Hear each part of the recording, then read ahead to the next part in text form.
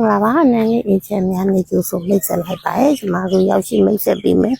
အိမ်ရဲ့ချန်ကြတော့မန်းလေးတိုင်းမရယာမြို့နယ်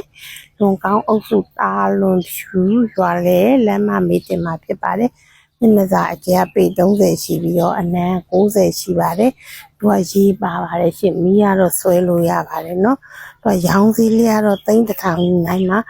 ရှေ့မှာဆိုလို့ရှိရင်တီးပင်စားပင်လေးတွေနဲ့စစိမ့်နဲ့စိုက်ပြထားပါတယ်အိတ်ခမ်းနှခမ်းပါပါတယ်ရှင်အိတ်ခမ်းနှခမ်းဒီမှာဒါတော့အိမ်ရဲ့ဖွဲ့စည်းပုံအနေထားလေးဖြစ်ပါတယ်ဒီအရှိမဆိုလို့ရှိရင်အိတ်ခမ်းလေးထပ်ဖွဲလို့ရမယ်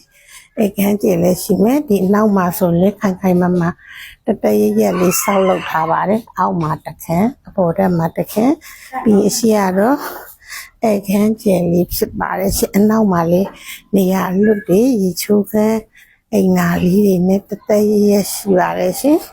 ပန်းလေးလေးထပ်ဆိုင်ပြနေရချဲလို့ရပါတယ်အပေါ်တက်ကိုတက်ကြည့်ပေါ်တက်မှာဆိုရင်အိတ်ခမ်းတခမ်းဖျားခမ်းဟောပါဘာဖြစ်နေလဲရရမောတော့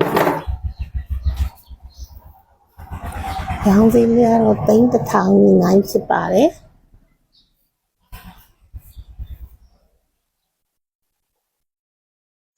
အားလုံးကိုကျေးဇူးတင်ပါတယ်ရှင်